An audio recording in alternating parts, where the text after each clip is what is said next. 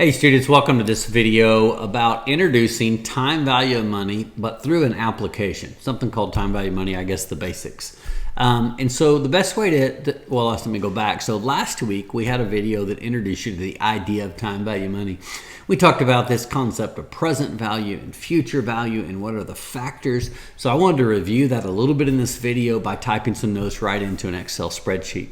I also wanted to start this week showing you how you can use Excel to calculate time values of money. That's compounding or discounting, either one.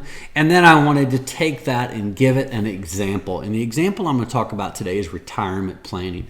It's probably one of the best examples of time value of money. And it's also a great example because it gives you some context to place this in that I know most of you hopefully are interested in, and that is retiring. So how do you retire? That's what we're going to look at today using time value of money in kind of an application form. All right, so I'm going to stay up here and stay with you, and so you can kind of see me as I work my way through this. But when we talk about time value of money, of course, I'm going to review. There is this idea of what we call present value. I'm going to make this a little bit bigger so we can see it. So this idea of present value, and that equals the value when? Today. Now, there is this concept that over time, and I'll insert a little shape here, over time, which this arrow represents time, we have a value that you end up in the future called future value. And that is in the future, of course, right? All right, so that is the idea of time value of money. And over time, let's see, let me put here that this is time. This represents time. And over time period, there are some factors of time value of money. And the first one of those is time itself. And that is called N. That's the factor of N. So time is going to be equal to a factor called N. And we use that in our formulas to kind of understand what time is. And that is going to be N. Now, some other factors are rate. Now, when I enter rate, I'm talking about interest rates. And an interest rate is going to be always quoted as yearly. And we usually put simply a percent. Now, this is going to be our rate, and usually it's annual. So I'm going to put a couple of little notes here. It's usually annual. But it is also equal to time. So if you're looking at the rate, it needs to be the same measure as time. So if you're looking at, for example, time is 1 year, then rate is just the normal annual interest, like 12% a year, or 8% a year, or 6%, or 4%, whatever the rate is. But if you're looking at 2 years, but annually done, then N would be 2, but the rate is still annual. But what if you were looking at 2 years, but semi-annual payments? Meaning that now we're not saying it's just 2 years, we're saying it's 2 years, but each is divided with 2 payments. So now that would be 2 and 2. So actually that's 4 years, but each year is 2. So now the interest would be equal to whatever 2 is within a year. So if the rate was 10%, then your percentage would be 5, because you've got 10% across 1 year, but it's split between 2 deals per year. So that's 5% if you split the 10 into 2. So when you look at rate and time, they usually have some relevance to each other, and we will look at some examples here in just a second. But that is the idea of time value of money. You've got a present value, you've got a future value, and between these, it's going to be these variables, time and rate. And that pretty much answers any question that you want. And we're going to look at an example today. All right, there's also some terms, and when we look at the future value, there's a term called compounding. When you look at a present value, the term that's used is called discounting. And so those are just simply terms that relate to time value of money. And so those are just important terms to make sure you follow. Okay, now we've got all the factors out of the way. We've got these variables that we know what are. How do we actually do some calculations? Well, I'm going to do an example here on retirement. And if I were in class with you, the example would be based upon you. And so right now, today, I would just say that your today age, we need to know a little bit about our time, and we need to know a little about our factors. And so we've got to go ahead and get some value. So I'm going to say today that most of you are going to be about age 20. So that's what we're going to have. I'm going to go ahead and say that all of you are going to work your tails off. But at retirement age, you're saying by 60, I'm done. That's just a target. Let's see here. So basically, how long do we have to save in years? And really, I'm going to press equals. That starts a formula. And I'm going to say my retirement age minus when I start to work. I've got about 40 years to save. And so these are the variables that we want to put in here. In fact, I'm going to do example retirement variables. Spell that right? All right, here we go. So these are a list of things that we just need to know. And they're the things that are going to help me answer all of these questions. All right, we got some more things I need to look at here, and that is that our investment rate, while we try to get ready to retire, our investment rate is going to be, of course, a percentage. So now we're starting to fill in the blanks for things like this. So every year, I'm just going to put in there that I think we can earn 0.12. And if I change that here under the formula, it tells me that's 12%. Now, don't come in here and type 12, because that is, if you turn it to a percent format, actually 1200, because you can move the decimal over. So in our Excel calculations, we want to put the decimal, like if you were talking about interest rate of 0.05 or 5%, it would be 0.05, right? And then you would turn that into a percentage, so you can see. You can increase the decimal too. So that still shows 5%. So we're going to type these in by decimal and then format them here, and you'll get the right stuff. But that's our rate. So over the time of our retirement, we think we can earn about 12%. Now, where I'm coming up with that is the stock market has earned in its entire history about 12%. So I'm going to say I bet we can get that done across 40 years if we do a good job of choosing. Now, we need to do some stuff about when we might die, because we're not going to all live forever. So let's see here. If I talk about that I get to retire age, let me just do that again, and that's actually going to be equals whatever I said there. So that's going to be a piece of information I need.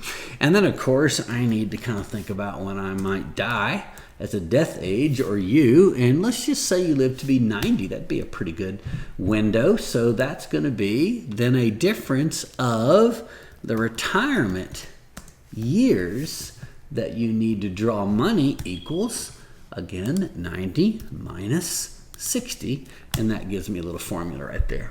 Now, why wouldn't I just type a 30 in there? Well, that's because if I come in here and decide I'm going to live to 95, I want this whole formula to just adjust for me and be a 35. So if you can use formulas, you can kind of help yourself out as you go.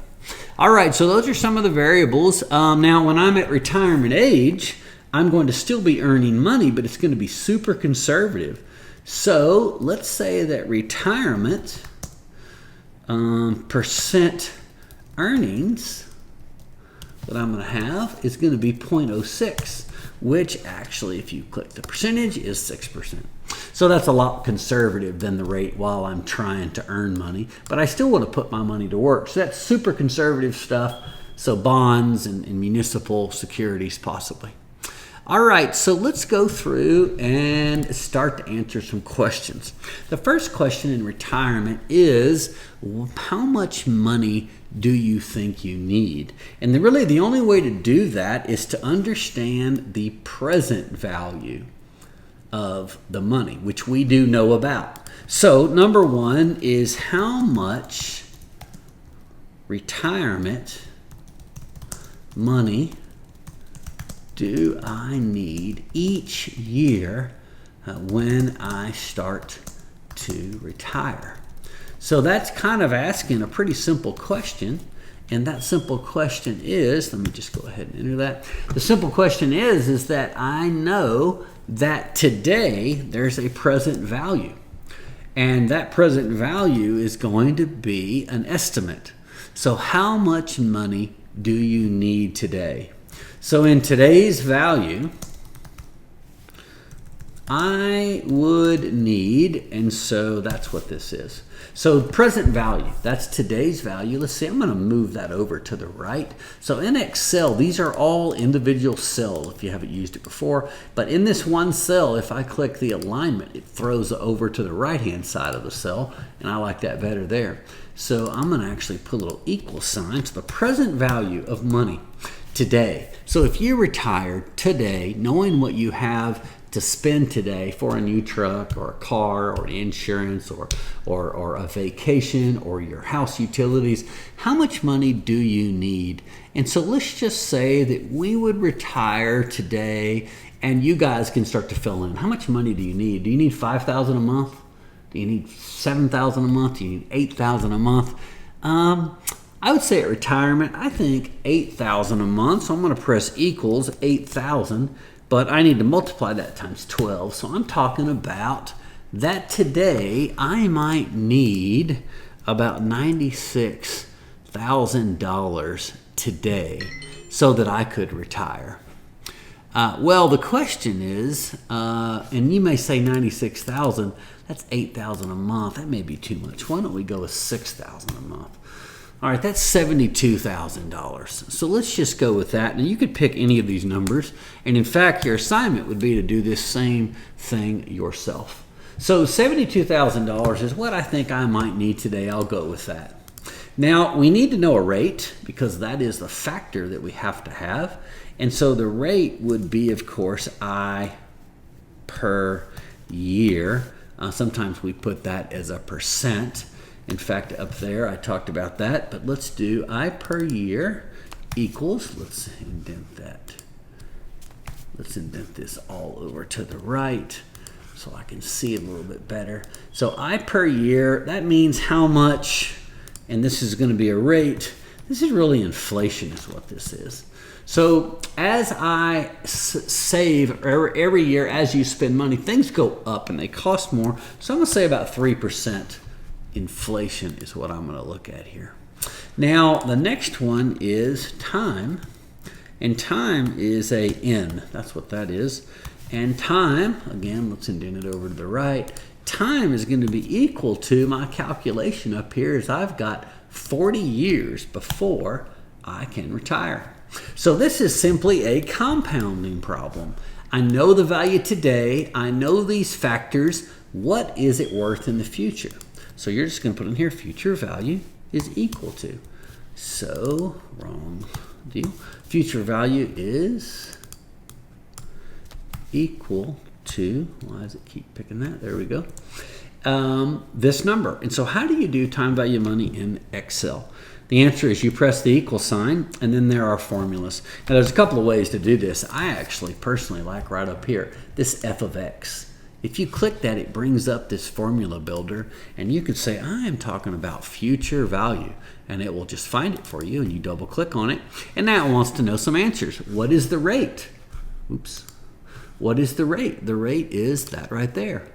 Next one, what is the N? And it's going to be 40 years is 40 years. Nothing changed. I don't have a payment. What I've got is a present value. When I choose this, I pick that one right there. And I hit done. And there it is. Now, here's something you're going to see. When you do time value of money, you're going to see sometimes negatives.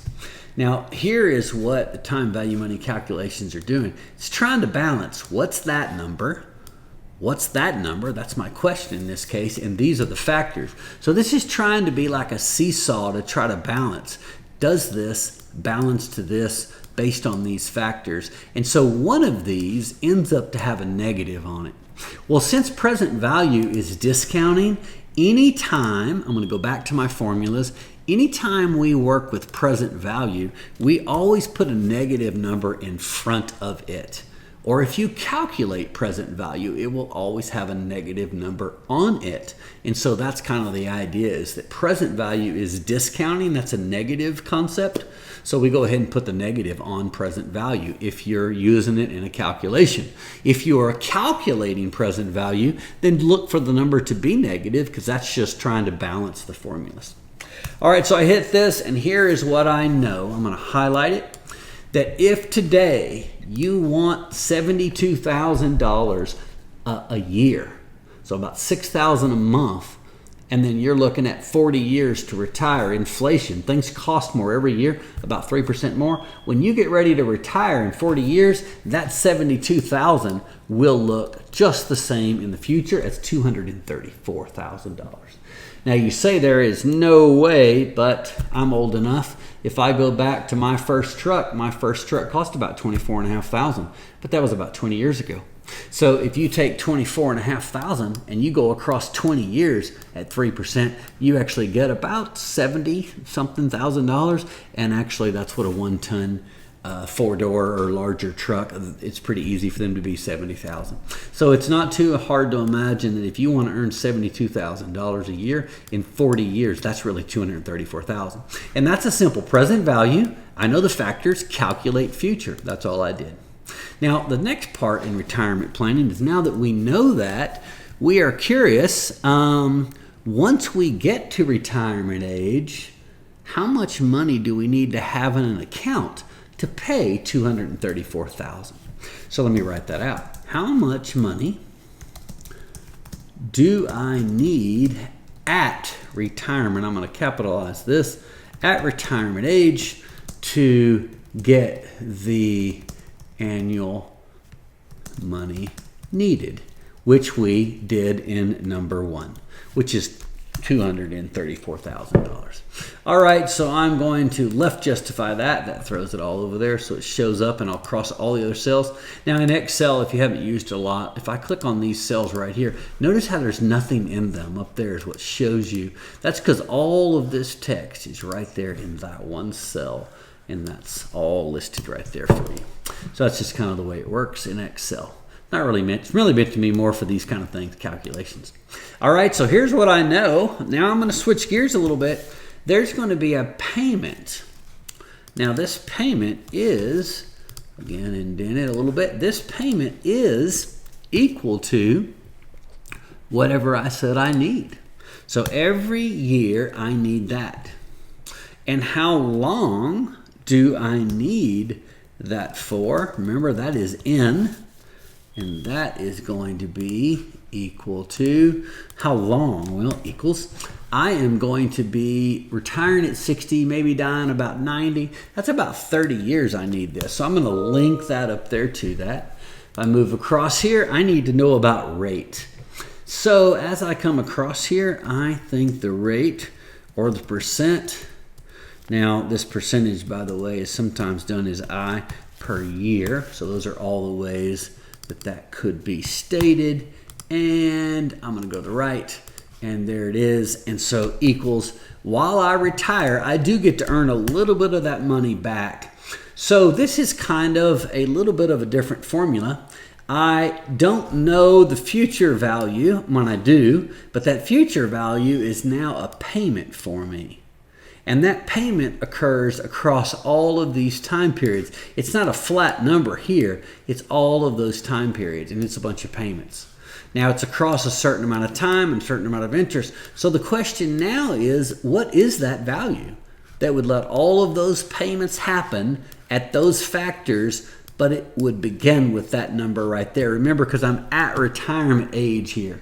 So it's like this is a value for age 60, and then this is a value, right? Same thing, value for age 60, but uses the payments that I need for my retirement time.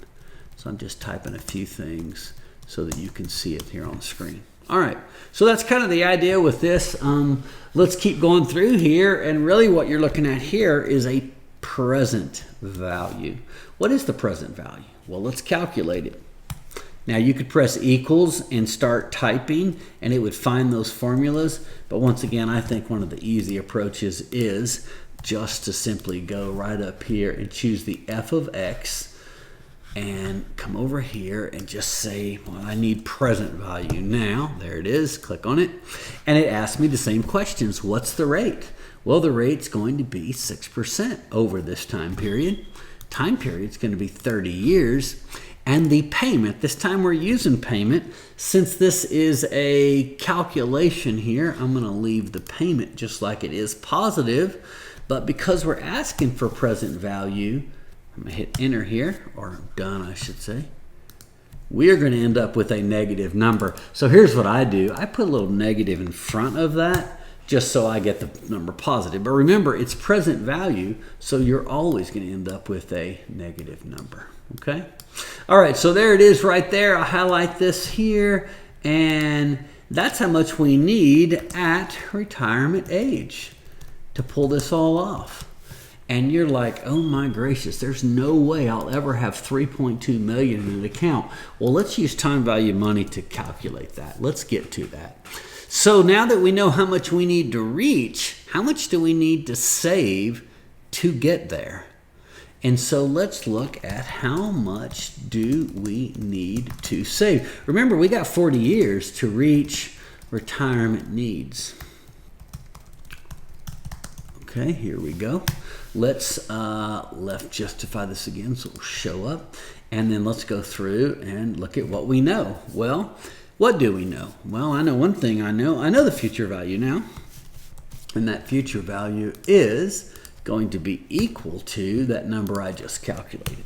That's why I wanted to go ahead and get it positive so I could use it like we wanted to. All right, next is, do I know some things like time? Remember, time is in, and time is going to be equal to something like equals. How long do I have to save? Well, if you saved once a year, we've got 40 years to save. All right, keep going through here. Now again, you're just filling out this stuff, except now I know future value, and now I know the factor of time, and now I need another rate. So let's go through here and look at this next one. So the next one is rate. Remember, that's a percent, or that's I per year. And this I per year is equal to, again, right, justify, equals. I want to keep these things linked up so I can use them. I was saying I thought I could earn about 12%. We hadn't used that number yet. So now the question is what is your payment going to be? And remember, this payment is a time value of money value. It represents the money at a period across all of these. So that's going to be another formula. Let's just press the F of X button. Let's come over there and put in PMT for payment. And lo and behold, it's got one of those. Let's answer the questions. All right, so annually it would be 12%. That's the rate. The time would be 40. And we are looking at this time a future value. So I use this variable here, and it's positive. So when I hit enter there, or hit OK, then it again shows me a negative. Go in there and put yourself a negative in front of it because it's always going to be negative. Remember, it is a discounting value. It's not a single number. In fact, let me hit this. It could also be a payment, which is PMT. So it's the same concept with payments. All right, so there is your answer. If you saved about $4,200 a year, every year for 40 years, you could reach that. Now, this is going to be how much do we need in retirement, and I'm going to go ahead and specify this is saving yearly. Actually, nobody does that. You save monthly. Now, you could be tempted to do this. Take this divided by 12. That means every month I need to save about $350. That sounds kind of doable here. However, that's not how it works, because the payment that you put in monthly gets to earn extra interest each month.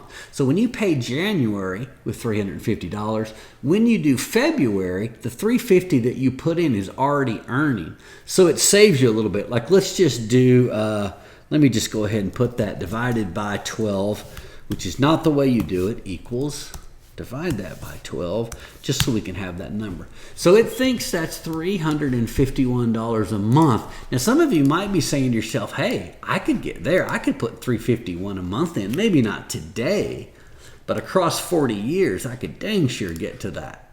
Now, maybe today you're $50 a month, but next year, or when you get a job, you're $100 a month.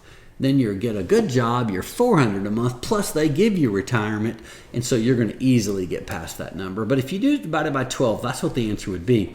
However, let's do a calculation to get retirement by the month. Now, this is important to do because that's really how this would work.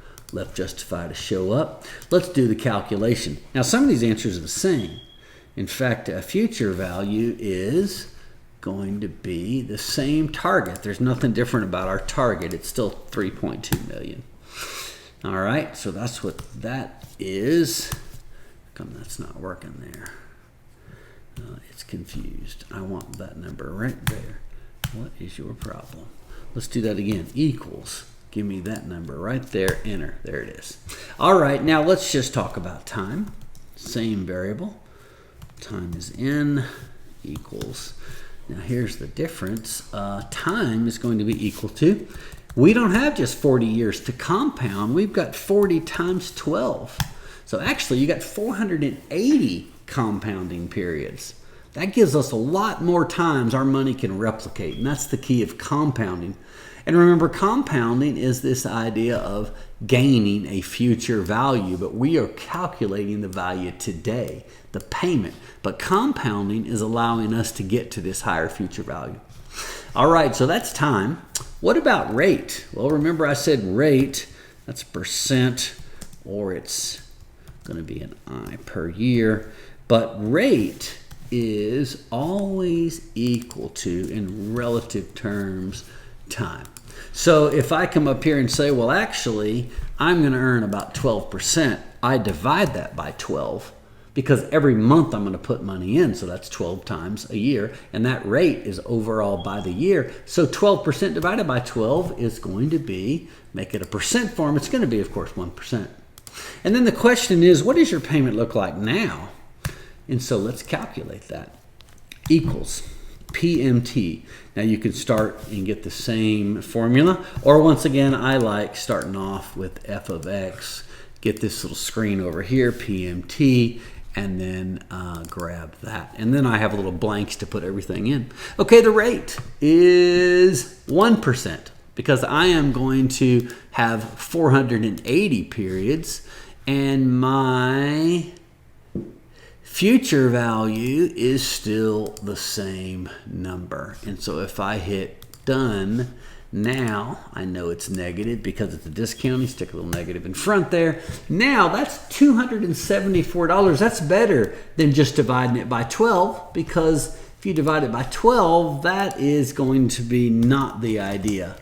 The idea is to get a lower payment because I have to pay a lot less money, and this is going to do what we call factor in the compounding rate, which helps us actually pay a little bit less because it's going to be earning money upon money, money upon money upon money, and so it's really not just divided by 12. So which way do you want to save? Do you want to save $4,200 a year? That averages about $350 a month, or do you want to go ahead and save monthly at $274.80?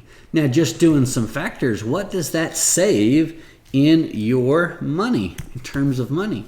Well, I'm talking about that's $351. I only have to put in that. That's $76 a month.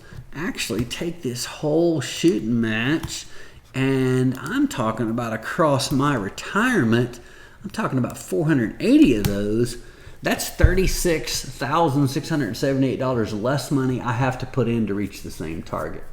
So it doesn't seem like a lot, but it is a difference. You can get to an average of $274.80 pretty fast.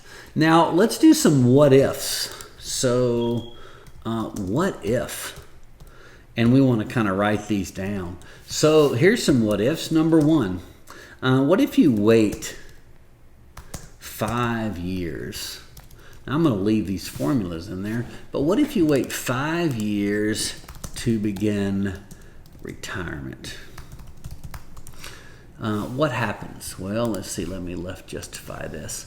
So currently we have, if we leave it just like this, currently we have, using 40 years, we actually have a payment of, in fact, I may go ahead and write this down, $274.80, just so we have a flat number. So I'm not linking this one. That's just what the answer is. What if you wait? And so really you don't have 40 years anymore. You've really got now, what, 35 years? Because we waited 5 years. So to calculate this, we just simply have to jump up here and say, you know what? I'm going to just say I didn't start till I was 25 years. That makes it 35 years. And so all of these formulas went ahead and adjusted. And so now I know the answer. It's 433.64. And so the difference is going to be this minus that minus that number right there. Let me reverse these. Well, no, that'd be right. So that minus that, it's going to cost you an extra $158. From a percentage standpoint, that's quite a bit more. In total, that's going to be times 420 periods. It's going to cost you under $66,000 to reach your goal, and it's going to cost you under almost 60 a month. So you really should be paying only $274 a month. So actually, let's see here, it's going to cost you another 58%, almost 57.8% more money if you just wait 5 simple years. So that is kind of one of the things to look at, is time. So time value of money, pretty simple calculation. Really, it's a lot of simple calculations of values today, a single number or a series of payments. You've got time here, and over time, these variables have to be understood. And then finally, you have a future value. Sometimes you know this, and you know these, you can calculate this. Sometimes you know these values, and we want to calculate this. It just depends on which one of these. But you always need a present or future value, and you always need some measure of these factors. You can remove any of these variables and solve for any one of them, like how much time do I need, or how much interest rate do I need to earn if I know these values. So you can kind of play with any of these, but this is a simple example that hopefully can help you understand that we start off today needing to understand time and rates. Once we understand that, we can apply those to examples, and here is an example of how much money do we think we may need when we're 60 years old. Well, today you can live on $72,000. That's about $202,000. Let me change that back to our savings here. I'm going to start at age 20. And really the key to retirement planning is that right there, the time period that you have. That's what's important. So if I start today and want to have $72,000 in money, I kind of understand what I need today. Hopefully things are paid off and I don't owe any money. $72,000 is good maybe. That's really like $234,000. That $234,000 is really like needing about $3.2 million when you retire. That's really going to take you about $4,200 a year, but nobody saves this way. The way to save is by the month, and that calculation is achievable. Now, really the thing that goes back to is $72,000 enough? That's $6,000 a month. It's probably not. It's probably more like $8,000. That means that's $300,000. That means that just turned into $4.3 million. But remember, we were looking at about a $274 value. That's looking at $366 now to get there on average. Those things are also doable. All right, hopefully this video helps you see the way to calculate time value of money. I've got a challenge for you. I'm going to give you all this same assignment. I've already worked it for you, and I put the key here right here online. Plug in your own values, calculate your own formulas, and build your retirement Excel sheet and submit that back to me using Microsoft Excel. That's our assignment for the week, and if you got questions, let me know. Watch this video, follow my steps and the formulas, and you'll be able to get a similar answer for you. And I'd like to see what those numbers are, and hopefully it's things you can use to kind of maybe take the next step. Look for a retirement planner to help you get this done. Show them these things, and they can really kind of help guide you to how to get started. All right, thanks a lot for watching this video. That kind of is an application of time value money. Run these simple formulas, and hopefully that'll move us forward. Next week, we will do some more formulas on some different examples. We'll talk about how loans are done, but we're a little bit shorter week this week, so this is the homework and the assignment. Hopefully it teaches you something about time value money. Thanks.